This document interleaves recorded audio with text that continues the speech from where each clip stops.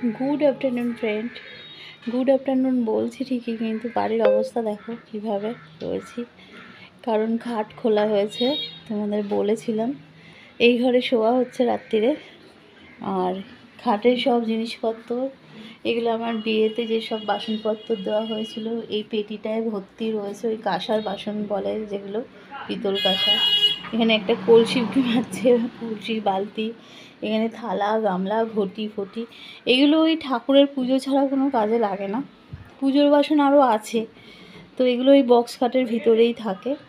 আর এই দুটো পুটলি বাঁধা রয়েছে, এতে বেডশিট, তারপরে পিলো কভার, তারপর টাওয়েল, এইসব বিভিন্ন পুরনো শাড়ি এইসব রয়েছে।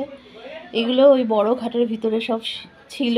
বড় খাটটা সেট করে আবার এগুলো যা বাদ দেওয়ার বাদ দিয়ে আবার গোছাতে হবে। এই অবস্থা এখন আমার বাড়ির হাল, দেখো এইভাবে। আর এই ঘরটা মোটামুটি একটু গুছিয়ে নিয়েছিলাম, আবার তিন্নি যথারীতি করেছে, মানে নোংরা করেছে। ওর পরীক্ষা তো ডিসেম্বরের 10 তারিখ থেকে। এমনি কিছু কিছু পরীক্ষা যেমন মাইনরগুলো এগুলো হচ্ছে আর কি। আর এই ঘরটা তিন্নির ঘর হিসেবে রেডি করেছি। এখানে ওই টেবিলটা নিয়ে এসেছি, ল্যাপটপ বই টই থাকে এখানে, ওর পুতুল পুতুল সব। এই খাটটা ও কিন্তু রাত্রিরে থাকে না, ও আমাদের সাথে ওই ঘরেই থাকে, পড়াশোনার সময় এই ঘরে থাকে। আমাদের এই একটা ঘরেই এসি, তো এখন এসি কিন্তু চলছে না, এসিটা ওইভাবে বন্ধ করেছি সেনবাবু, পুরো এ করে দিচ্ছে। যাই হোক, পাখা চলছে, এসি চলছে না এখন, ওটা অফ করতে হবে। এটা এসিটা একটু গন্ডগোল হচ্ছে। আর জানুয়ারি মাসে বা ফেব্রুয়ারির দিকে ওই ঘরে একটা এসি লাগাবার কথা আছে, দেখি সবই গোপালের ইচ্ছায় হবে। এই ঘরটা এখন এরকম হয়ে রয়েছে। আমি এখানে বসে সবজি কাটছিলাম। মাটিতে বসা বারণ, মাটিতে কিছুই করা বারণ, কিন্তু এখন আমাকে কদিন মাটিতে শুতে হচ্ছে, মানে গদিতে, আবার মাটিতে বসে কাজও করতে হচ্ছে, আর নাহলে দাঁড়িয়ে দাঁড়িয়ে করতে হবে। তো কি করব, ইঁদুরে আমার খাটের ভীষণ ক্ষতি করে দিয়েছিল। ওটা আমার বিয়ের খাট, তো খাটটা যখন সারাই হলো, তো আমার খাটে ওরম হেডবোর্ডটা ছিল না। মানে যখন বাবা দিয়েছিল আমাকে বলেছিল, আমি যাইও নি দেখতে, আমি অত বুঝতে পারিনি যে হেডবোর্ড দিলে ভাল লাগবে এ লাগবে, ওসব তখন মাথায় আসেনি। তো তোমাদের দাদাভাই একটু হেডবোর্ড থাকলে পছন্দ করে, তো বলছিল যখন ঠিক হচ্ছে তাহলে একটু হেডবোর্ড লাগিয়ে নিই, তাই জন্য লাগানো হচ্ছে আর কি। খাটটা সেগুন কাঠের, আর ওই হেডবোর্ডের কাঠটা সেগুন কাঠের দিয়ে নিই।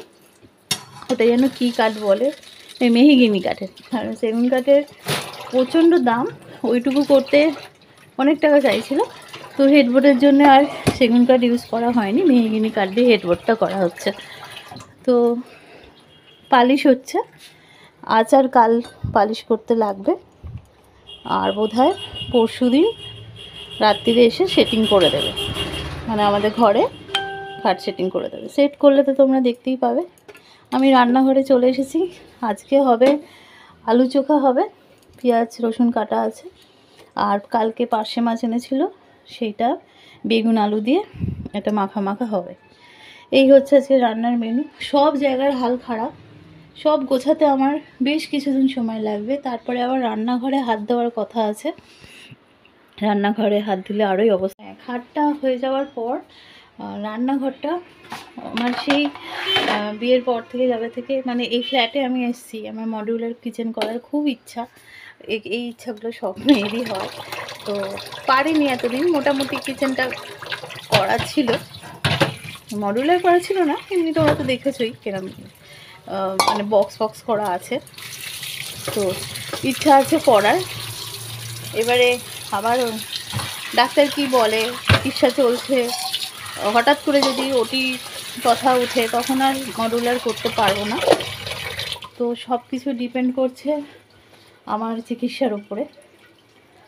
তো যদি ওটি না হয় এই মুহূর্তে, বা ডাক্তার যদি বলে যে না করতে হবে না, কারণ এখন ওষুধ খেয়ে অনেকটা ভালো আছি, ওই মাসে কিছুদিন আমাকে খুব কষ্ট দিচ্ছে, ট্রাবল দিচ্ছে। তো ডাক্তার ওয়েট করছে দেখার জন্য, দেখছে ওষুধ চলছে। তো ওটি করতে হলে এই মুহূর্তে আমি পারবো না মডিউলার কিচেন করতে, কারণ ওটিটা বেশ খরচা সাপেক্ষই, এটা তো মেজর ওটি হবে হলে, তাই জন্য জানি না রান্নাঘরে হাত দিতে পারবে কি না।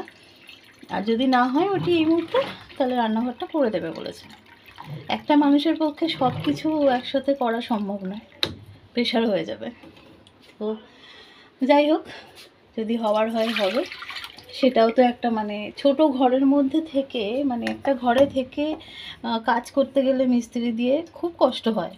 চারিদিকে জিনিসপত্র, আর আমার ফ্ল্যাট অনুযায়ী আমার জিনিসপত্র প্রচুর বেশি হয়ে গেছে, কিনেই গেছি এটা সেটা।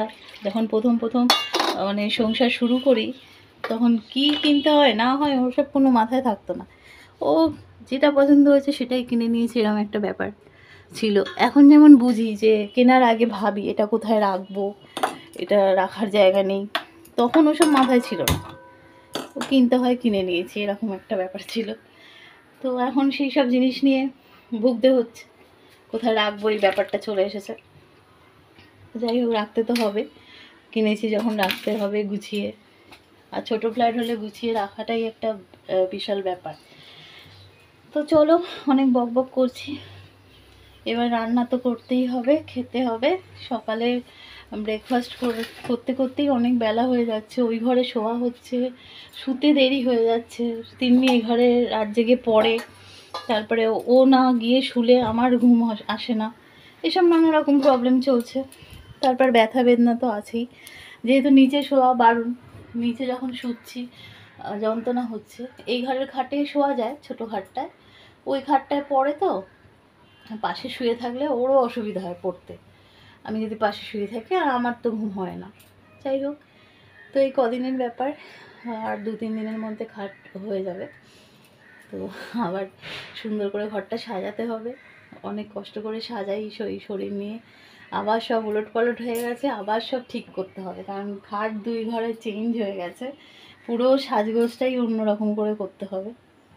দেখি আস্তে আস্তে তোমাদের সাথে শেয়ার করব। ওই জন্যেই কদিন ভিডিও দিতে পারছি না, ভিডিও দেখতে পাচ্ছি না, ভীষণ প্রবলেম হচ্ছে এই কাজের জন্যই। চলো, অনেক কথা বললাম, এবার রান্নাগুলো করে আবার আসছি।